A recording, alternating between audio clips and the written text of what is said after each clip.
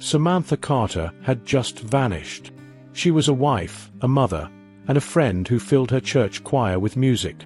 But her car was found abandoned with doors unlocked and keys still in the ignition, as if she had stepped out for a moment and never came back. Her husband, Marcus Carter, stood before cameras begging for answers. To many, he looked like a desperate man. But behind that plea was a secret only he knew. What really happened to Samantha Carter? And how could a marriage that looked so ordinary end in one of the darkest crimes this town had ever seen? Before we continue, this is the Crime Catalogue. Stay tuned, and let us know in the comments where you're watching from. We'd love to hear from you. And don't forget to like, share, and subscribe so you never miss any of our upcoming stories. Fairfield, Ohio. Just a short drive from Cincinnati, but worlds apart in spirit. A place where the houses line up in neat rows, lawns are freshly trimmed, and neighbors still borrow cups of sugar from one another. To anyone passing through, it looked like the kind of suburban town that belonged on a postcard. Safe, quiet, family-centered. The kind of place where nothing bad ever truly happens. Or at least, that's what people wanted to believe.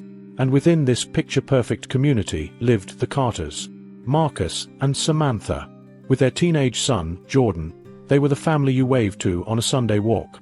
Ordinary, normal, almost untouchable. The Carters were a portrait of stability, at least from the outside. Samantha Carter was 36 years old. A paralegal by profession, she spent her weekdays juggling legal briefs and case files at a local law office, and her evenings singing alto in the church choir. Friends would describe her as reliable, the one you could call at midnight when you were in trouble, the one who never forgot a birthday or a casserole after a loss. She was the glue in her circle, the kind of woman who gave more of herself than she ever seemed to keep for her own. Marcus Carter, her husband, was 38, an IT specialist, tech-savvy, methodical, and to many in Fairfield, the very definition of a steady family man.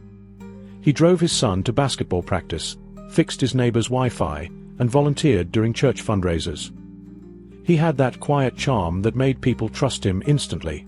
To the community, Marcus was the man you wanted living next door, the one who waved from his driveway, always with a polite smile.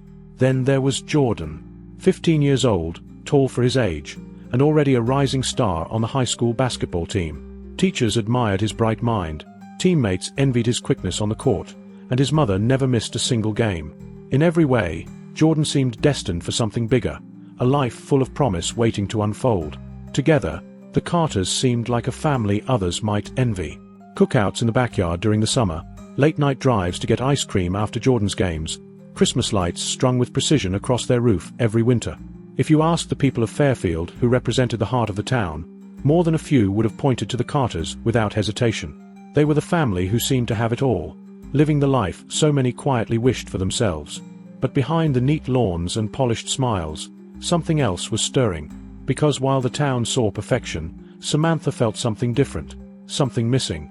To her friends, she was still the dependable wife, the devoted mother, the woman who never let the cracks show. But inside her heart, a quiet restlessness was growing, one she couldn't quite name, one she couldn't share with anyone. She was searching for what she didn't yet know, and that search would soon lead her down a path that no one in Fairfield could have imagined. Because even in the most ordinary of families, shadows always linger where no one dares to look. At the law firm where Samantha worked, days often bled into nights. Stacks of depositions piled up, court filings needed review, and the clock seemed to move faster under fluorescent lights. Samantha was good at her job, meticulous, thorough, the paralegal every attorney trusted, but the long hours were draining her, leaving her walking through her front door late at night, exhausted, distracted, already thinking of the cases waiting for her in the morning. It was during one of those long evenings that Samantha ran into a familiar face from her past. Alyssa Green, 30 years old, newly hired as an attorney at the firm. Sharp, ambitious, and with that same warm laugh that Samantha remembered from high school. Their reunion felt natural, almost fated, as though time had folded in on itself to bring them back together. Conversations started casually, as colleagues catching up. They would talk about old classmates, about the town that never seemed to change, about the dreams they once had and the ones that had quietly slipped away. But as the nights grew longer, their bond deepened. Dinner after work became routine. Just two women, leaning on each other, laughing about the grind of their jobs, forgetting for a moment the heaviness waiting at home. And then, something shifted. What began as friendship, as comfort, soon turned into something far more intimate. They were careful at first. An unspoken agreement, a glance that lingered too long, a touch on the hand that said more than words could. But secrets, once ignited, are rarely easy to contain. For Samantha, those nights with Alyssa felt like breathing again after years of holding her breath. For the first time in a long time, she wasn't a wife or a mother or an employee. She was simply herself. And she didn't want that feeling to end. The thrill of secrecy was intoxicating. The quiet glances in the office, the stolen moments in parking lots, the late-night texts that lit up her phone when Marcus and Jordan were asleep. To the outside world, Samantha was the dependable paralegal, the choir singer, the perfect wife. But in the shadows, she was someone else. Someone alive, someone reckless, someone who believed she had found freedom in the most forbidden place. But every secret comes with a cost. The weight of betrayal was never far from her mind. Lying to Marcus became routine. Working late, too tired to talk, explanations rehearsed and delivered with a smile. Yet underneath the lies, guilt pressed against her, whispering that this path could never end without consequence. And still, she couldn't stop. The pull toward Alyssa was stronger than the fear of what might happen if the truth came out. For Samantha, it felt like liberation. For Marcus, it was the beginning of suspicion. He noticed the late nights, the distracted smiles, the way her phone never left her side anymore. He told himself it was stress from the firm, the weight of her cases. But deep down, something inside him had already begun to harden. Something darker was taking root. And so the question lingers. For Samantha, for anyone listening now, would you risk everything for a love that felt more real than the life you were living every day? Could the promise of passion ever be worth the unraveling of everything else? Because in Fairfield, Ohio, Samantha Carter had already stepped across a line. And once crossed, there would be no way back. At first, Marcus Carter told himself it was nothing. Marriage was hard work, wasn't it? Samantha was working long hours, tired when she came home, often distracted at dinner.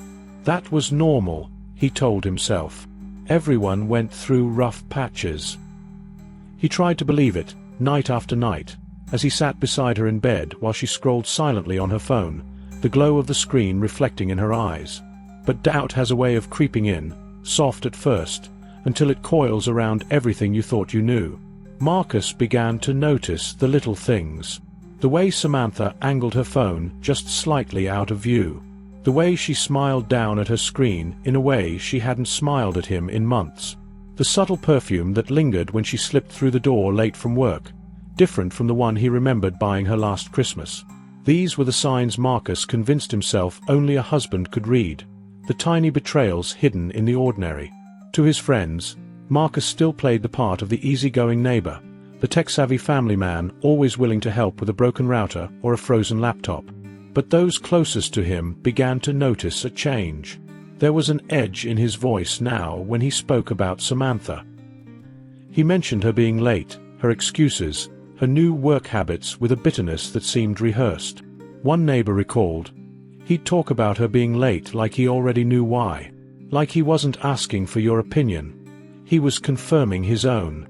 And in a way, Marcus had already made up his mind. He wasn't searching for the truth anymore. He was hunting for evidence. It started with her phone records. He scrolled through the logs in the quiet of the night, memorizing numbers, matching times with her excuses. Then came the shared accounts, bank transactions, gas purchases, receipts that didn't line up. And finally, the technology he knew so well became his weapon. Marcus installed tracking software, quietly, carefully, without Samantha ever noticing. Each ping on his screen brought him closer to the truth he both craved and dreaded. Every late-night drive, every unexplained stop, each moment became a data point in the map he was building of her betrayal. The glow of his phone became his obsession. While Samantha slept soundly beside him, Marcus sat awake, piecing together her life in the shadows.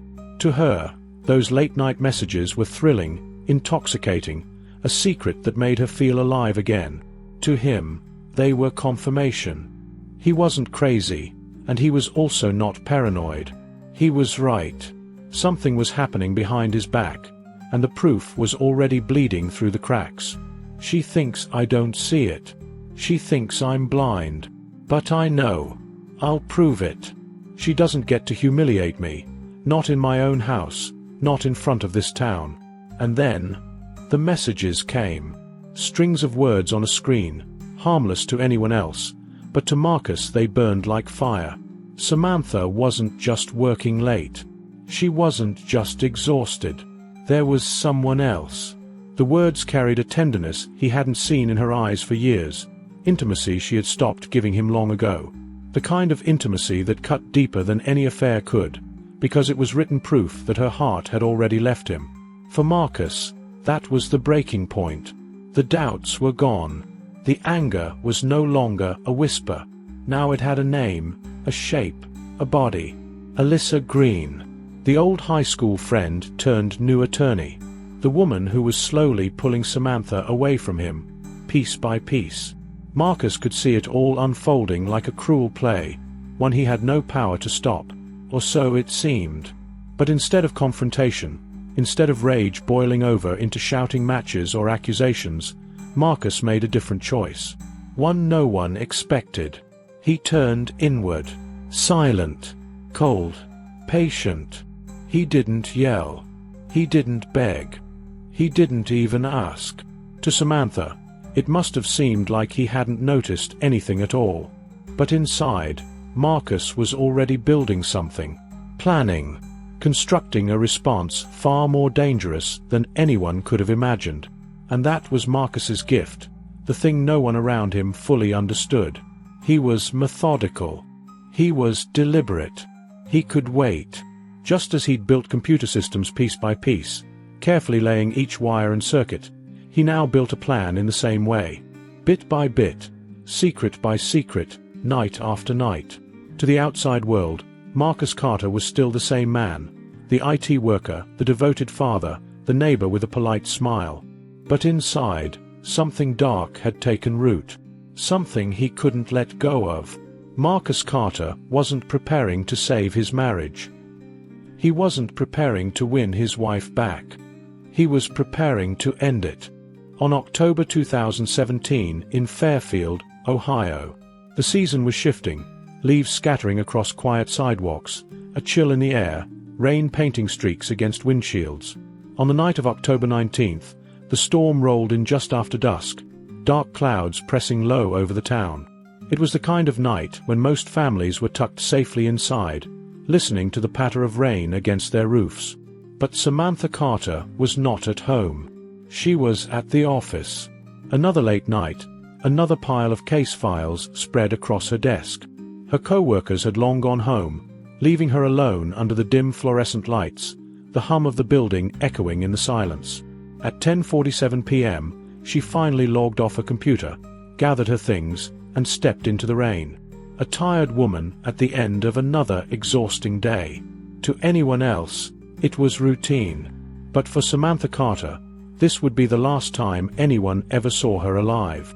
The rain came down harder as she pulled into the strip mall on the edge of Fairfield. Just a quick stop, investigators would later say. A place she might have ducked into to grab something small, or maybe just to catch her breath before the long drive home. No one knows exactly what she did in those minutes, because 2 days later, that same car would be found abandoned in that same parking lot. The driver's door unlocked. The keys still in the ignition. Samantha's purse untouched on the passenger seat, as if she had stepped out for just a moment, and never came back. At first, the theory seemed simple, almost tragically predictable. A random robbery gone wrong. A woman alone, late at night, caught in the wrong place at the wrong time. Fairfield had seen crimes before, but nothing like this. Nothing that struck so deeply at the heart of its image of safety. Neighbors whispered about shadows in the parking lot, about strangers who had been seen passing through town. Fear spread quickly, and with it came the first wave of grief. A mother was missing. A wife had vanished. And no one knew why. Police canvassed the area, questioning clerks in the nearby shops, asking anyone if they had seen a woman in a grey coat step into the rain that night. Most shook their heads. Some said they thought they might have seen her car idling. But no one could explain how a woman could simply disappear into thin air. Flyers went up across Fairfield, Samantha's smiling face printed in bold black letters. Missing. Church members gathered to pray. Friends gathered to search. And Marcus Carter appeared before the cameras, pleading for his wife's safe return. His voice cracked with desperation, his eyes heavy with sleepless nights. To many, he looked like a man broken by grief. But investigators were already uneasy. Something about the scene didn't feel right. If this was a robbery, why leave the purse untouched? Why leave the keys still in the ignition, the car in plain sight where anyone could see? Robbers don't leave behind valuables. Robbers don't walk away without taking something. No, the scene told a different story, one that couldn't be explained so easily. Something about it felt staged. And then came the footage. Grainy, distant, but enough to shake the investigation to its core. Cameras mounted on the edge of that very strip mall captured something investigators could not ignore. It wasn't a stranger. It wasn't a random shadow slipping into the night. It was something far closer, far more dangerous, and far more chilling than anyone in Fairfield wanted to believe. Sometimes, the monster you're searching for isn't a stranger at all. It's the person waiting for you at home. The search for Samantha Carter was only days old when detectives turned their attention to the grainy surveillance footage from that Fairfield strip mall. The images were blurred by the sheets of rain that fell that night, but the outlines were clear enough. A dark SUV, circling the lot again and again. Not once. Not twice. Over and over. Headlights sweeping across the wet pavement like a predator scanning for prey. At first, investigators considered the possibility of coincidence. Fairfield wasn't a large town, and cars often passed through that parking lot at night. But the longer they studied the footage, the more troubling it became. The SUV's timing aligned too closely with Samantha's final minutes. And then came the detail that stopped detectives in their tracks. The make, the model, the distinctive roof rack. It matched one vehicle perfectly. Marcus Carter's. Marcus, the grieving husband who stood before cameras begging for his wife's safe return, was suddenly no longer just a husband. He was a person of interest. Detectives moved quickly, bringing him in for questioning. It was routine, they said. Just a standard interview. But behind closed doors, the tone was different.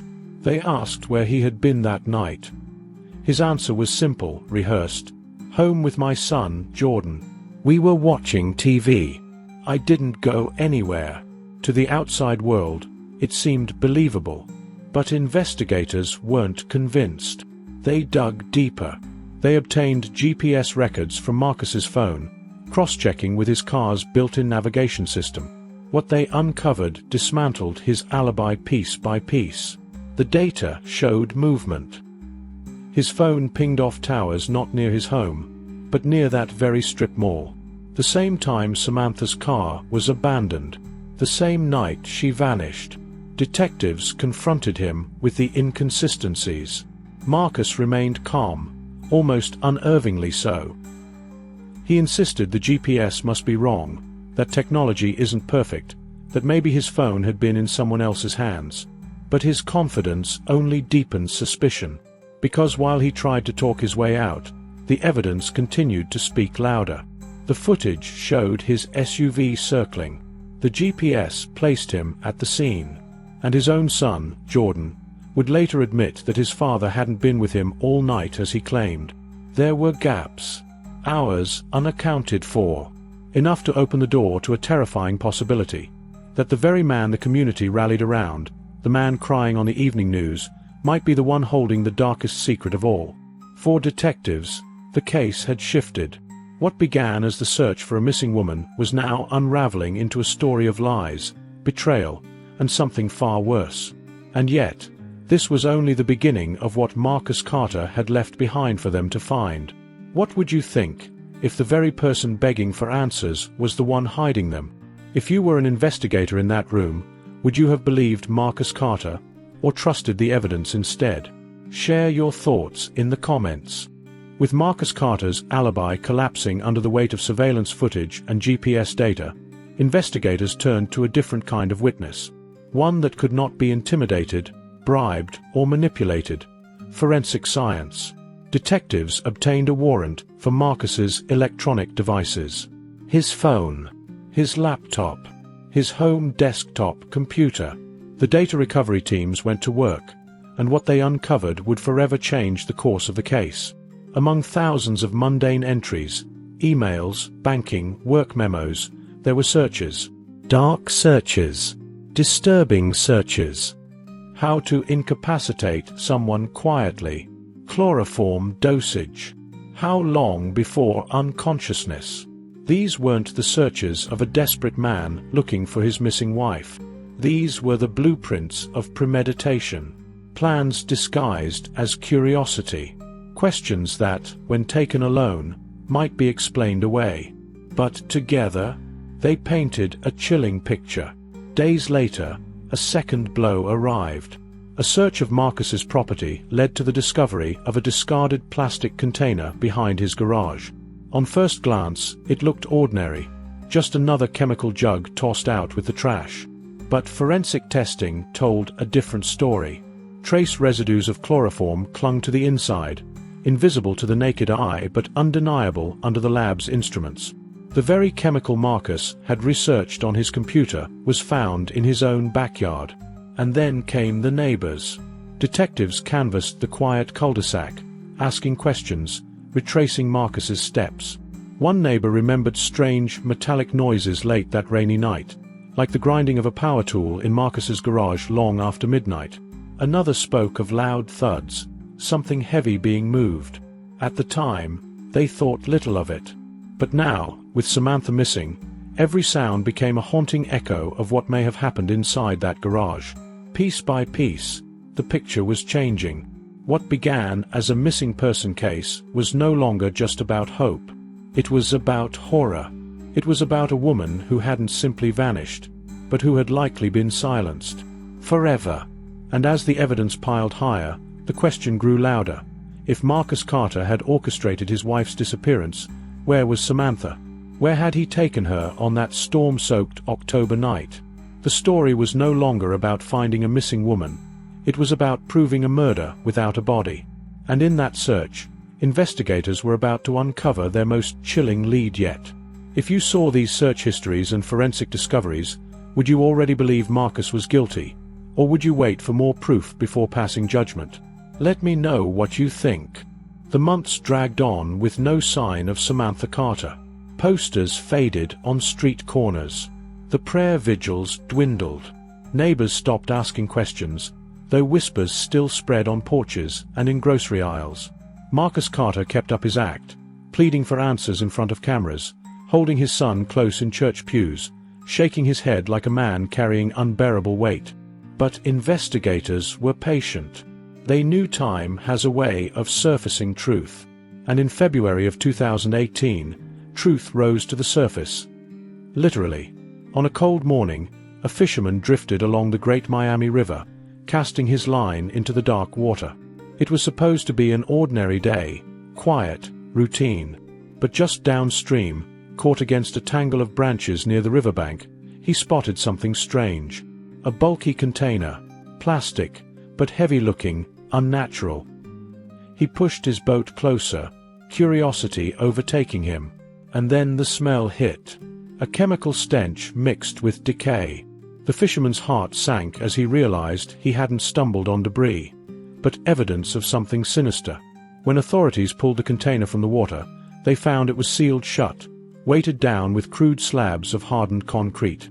A makeshift coffin.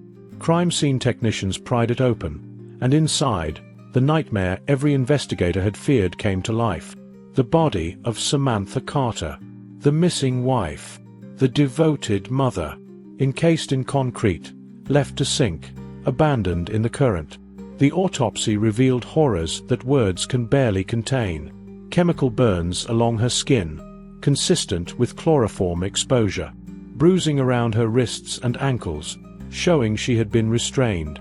Marks along her mouth and nose, suggesting suffocation. Samantha's last moments were not of peace or accident. They were of terror, a struggle for air, and betrayal by the very man she had once promised to love until death. For investigators, the discovery was confirmation. But for the community of Fairfield, it was devastation. The missing person hope, that faint glimmer that maybe she had run away, that maybe she was hiding, that maybe there was still a chance, was gone forever. Now, the whispers turned to wails, to outrage, to grief. Samantha wasn't missing. She was murdered. And as news spread, one question remained heavier than all others. How do you tell a child that the father he lives with, the man who tucks him in at night, is the same man who killed his mother? How do you prepare a 15-year-old boy to carry that truth for the rest of his life? Jordan Carter had lost not one parent, but both. His mother, stolen in the most brutal way.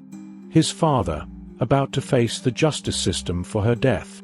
For a teenager still forming his place in the world, the weight of that revelation would mark him forever. The river had given investigators their proof, but the courtroom would decide Marcus Carter's fate. And as prosecutors prepared their case, the mask Marcus had worn for months began to crumble in the harsh light of truth. If you were Jordan's friend, how would you even begin to comfort him? Could there ever be words strong enough to heal after learning this truth? Share what you'd say to a child in his place. By July of 2018, the walls were closing in on Marcus Carter. The forensic trail was undeniable. The river had given up its secret. Investigators had traced his digital searches, his lies, his late-night garage noises. But the strongest blow was yet to come. Police had uncovered records of a purchase Marcus had tried to hide, a chemical order placed under the name of a fake company. The order? Chloroform. The very substance investigators had detected in his garage container and along Samantha's body. For prosecutors, it was the missing piece, the bridge between theory and proof. For Marcus, it was the end of denial. The mask he had worn for months was about to be ripped away. On a warm July morning, Fairfield's quiet neighborhood awoke to flashing blue lights. Unmarked cars rolled to a stop in front of the Carter home. Officers approached the door in formation, their knock firm, their voices commanding. Marcus answered, still in his casual clothes, his face composed but pale. For a moment, he tried to play the part, confused, indignant, the grieving husband. But within minutes, the words were spoken. He was under arrest for the murder of his wife, Samantha Carter. Neighbors peeked from windows, children paused their play, whispers spread along the street like wildfire. Fairfield, a town that had once seen the Carters as the perfect family, was now watching the father hauled out in handcuffs. But the most haunting image wasn't the handcuffs. It was the boy standing on the front steps. Jordan Carter, just 15 years old, watched as officers pinned his father's wrists, guided him to the patrol car, and read him his rights. He had already lost his mother in the most unthinkable way. Now, in real time, he was watching his father, the man he had trusted, the man who was supposed to protect him, being taken away as a murderer. In that moment, Jordan wasn't just a teenager. He was a witness to the collapse of his entire world. Inside the police station, Marcus stayed composed. In his first interviews, he insisted on his innocence.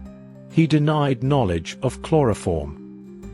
He claimed the container found in his yard had been used for something else entirely. He painted himself as a husband framed by bad luck and malicious assumptions. But investigators knew better. Every question chipped away at his story. Every lie tied him tighter to the crime. Meanwhile, prosecutors quietly began to assemble an airtight case. They had the surveillance footage of his SUV circling the lot. They had GPS records contradicting his alibi. They had neighbors' testimonies about late-night noises. They had chemical residue in his garage. And now, they had a paper trail leading directly to him. His own financial fingerprints tied to the very poison he had used. To the outside world, it looked like checkmate. The grieving husband had become the prime suspect. The suspect had become the killer, and the killer was now behind bars. But Marcus wasn't finished. Behind closed doors, he was already planning his defense. And he was about to drag the entire case into the courtroom battlefield. Marcus Carter wasn't just prepared to deny the evidence. He was prepared to fight back with everything he had. If you were Jordan, watching your father taken away for killing your mother, would you want to believe the evidence? Or would you cling to the hope that maybe, just maybe, your dad was innocent? What would you do in his shoes? By the fall of 2019, the town of Fairfield, Ohio, was holding its breath. For nearly 2 years, the case of Samantha Carter had consumed headlines, conversations, and quiet prayers. Now, at last, the doors of Butler County Courthouse opened to the trial of Marcus Carter. Inside, the air was thick with tension. Rows of spectators pressed into the gallery. Reporters scribbled in notepads, their cameras waiting outside. At the center of it all sat Marcus, stoic, dressed in a dark suit, his eyes flicking toward the jury, as if searching for sympathy. But sympathy would be hard to find here. The prosecution began with precision. They knew their case wasn't about shock anymore. It was about connection. Jurors didn't need to be reminded of Samantha's body pulled from the river. They needed to understand the why behind her murder, and the how Marcus had executed it. Step by step, prosecutors told the story. The calculating husband, humiliated by betrayal, terrified of exposure, driven not by passion but by control. They called him a man obsessed with appearances, a man who would rather destroy the woman he once loved than allow her to walk away and tell the world who he really was. They played his online searches on a courtroom projector, giant, unflinching text. How to incapacitate quietly, chloroform dosage, how long does it take before death? The jury didn't just hear it. They saw it. Every word hanging in the air like a confession typed in his own hands. And then came the most chilling reconstruction of all. Marcus had been preparing for weeks, the prosecutor said, pacing slowly before the jury. Under a fake company name, he purchased chemicals used to make chloroform. His search history revealed dozens of queries about how much was needed to silence someone without leaving marks. Neighbors recalled hearing the whine of power tools in the nights before Samantha disappeared, sounds later linked to his attempt to conceal evidence. On the night Samantha Carter disappeared, Marcus was set and waiting. Prosecutors believe he ambushed her in the garage, pressing a chloroform-soaked rag to her face. The bruises on her arms and ligature marks on her wrists showed she fought back hard. But once she lost consciousness, he bound her. The autopsy confirmed rope burns and chemical traces on her skin. In the very garage he called his sanctuary, Marcus ended the life of the woman he had vowed to protect. Across the room, Marcus's face remained frozen, his lips pressed into a thin line. But his son, Jordan, sitting quietly behind him, turned away, unable to look at the evidence displayed for all to see. The family he had left was crumbling under the weight of truth. Then came the testimonies. Samantha's father, frail and soft-spoken, took the stand. His voice cracked as he described the endless nights waiting for his daughter to come home. He paused more than once, overcome with grief, the silence in the room broken only by muffled sobs from the gallery. Her sister followed, speaking of a woman full of devotion, loyal to her church, a mother who never missed a game or a birthday. To the jury, these weren't just character witnesses. They were reminders that Samantha Carter was more than a victim. She was a life, a heartbeat, a person stolen by the man sitting at the defense table. But the defense came swinging. They had one job: create doubt. They painted Samantha as reckless, hiding secrets that put her at risk. When Alyssa Green, Samantha's friend and confidant, took the stand, the defense pounced. They pressed her on the affair, asking intimate, invasive questions, suggesting jealousy, suggesting obsession. "Isn't it true," the attorney pressed, "that your closeness with Samantha may have created enemies? That others might have wanted her gone?" Alyssa fought back tears, her voice trembling as she defended her friend's memory. But the damage was clear. The defense was trying to twist love into motive, friendship into suspicion. The courtroom shifted uneasily.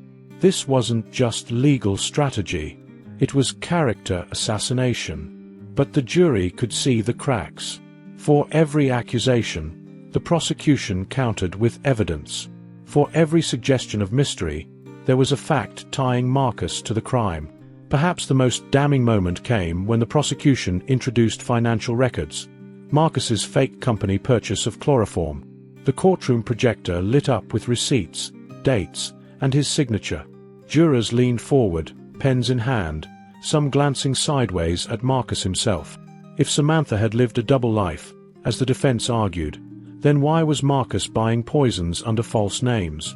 Why was her body found sealed in concrete with chemical burns?